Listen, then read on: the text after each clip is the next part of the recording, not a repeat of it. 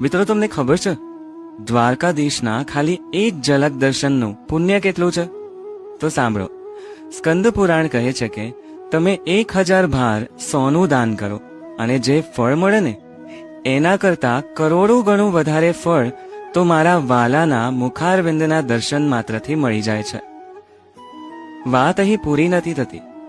તમે જ્યારે દ્વારકા જવા માટે ઘરેથી નીકળો છો ત્યારે રસ્તામાં તમે જેટલા ડગલા ચાલો છો ને એ દરેક ડગલે તમને એક અશ્વમેઘ યજ્ઞનું ફળ મળે છે.